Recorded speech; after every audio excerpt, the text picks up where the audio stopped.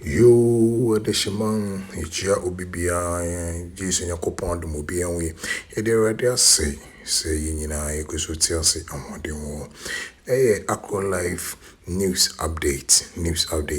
Edi can catch you last week, Efa, and enough for to sign any continue and as audition Abuaje on some. Yakodu Durum, Ashishimuye. Na bi atsem na yekoye no so yekodudorum hwehwe mu ye no nya call anasi nya obi ne kasafi continue division ama na chirima ama ya tiasese continue anase odehye Abuaje ambo fotosanhene asom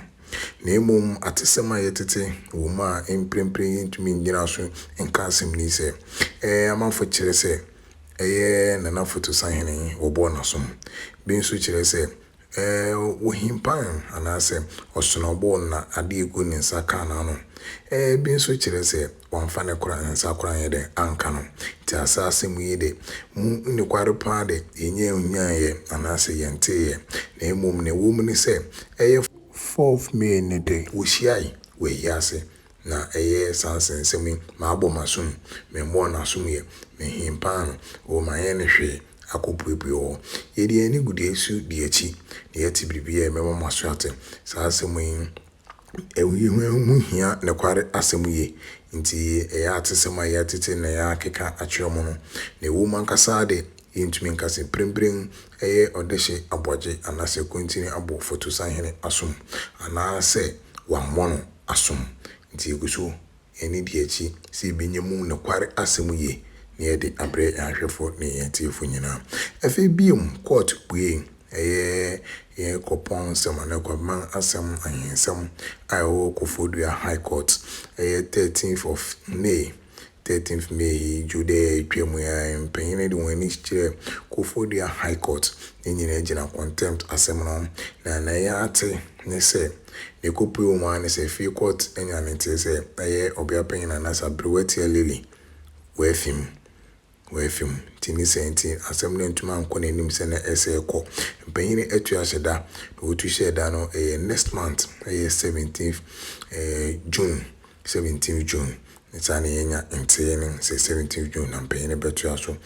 contempt asema ewo Kofodua High Court ho enu biem superb launch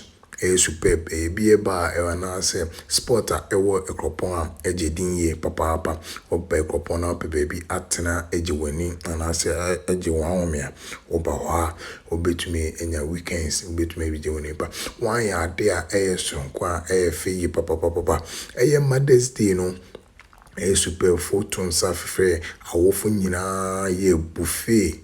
o superb ma won sanfre kwaya fo bo nyom che won ade ni ade nyina na efe ye nika kwafo bebre keka we koponze asori grandpo ntuma yin bibisa anasa nkronkron bi ntuma yin bibisa na bie ba mpempe no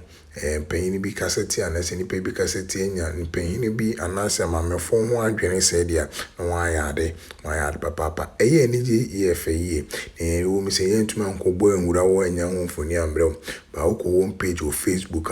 when say obi hu say one pictures aba egugu superfo na koponfo anase adofo bi de kase mwan ade papa we say Mother's Day ade amoye we kopon de ebi nsida say sport bi anase bie baby beton safre awofo nyina se wombra mbehia ho yeda no dano ano owura apia yeda na se papa no dwumedi oyema awofo nyina ene Mickey Darling na Kwame Perry yuni aberi ma semtwe sanu bi afriend do na afriend no mayade we ni ese ni se bi mbra biem bien Mother's Day nko baby to tima we kropon a mohwa mo betuma aboa efa street light anase bibia ho no monhwe na mombo ana bibia ho so nko so fefefe ho nti na wotwi yewura mu Acro Life news update ye de abremu yesre ensem na ye ka wan bi atesem na bi nso wo na esi ni ye hunu ye kan ni betuma ye de akan ni ye ka tisi ye ka bribi ye embassy beku opehine hu bi fi anase embassy ba beka obi mu asembone wo ha na ya atete ini bi na ye beka na bi wan so na esi yenya so nyina so no ni aka yeka anase ye rebremon pempi se ye nuanom anasa foforo a mofi ekropon a montambe fie no mahune ekoso wo fie nti yedo bibia seso empempi no behwe Acrolife titiri ye nuanom ekropon fo ye wo a yede kwapem nsensem bi beba ba wo pe ekropon nsem anase wo pese hune ekoso ekropon pa dia o yo ekropon dia bebia ese wo hwe anase bebia empempi ese wutie Acrolife subscribe yin YouTube channel no maye na san follow on Facebook emaye share link no na onua bi o yo ekropon anase opeso ti na ekoso ekropon anase usua ekropon ne amayin wo hune ekoso a yedo bibia se empempi no ohwe Acrolife na kopon share yin na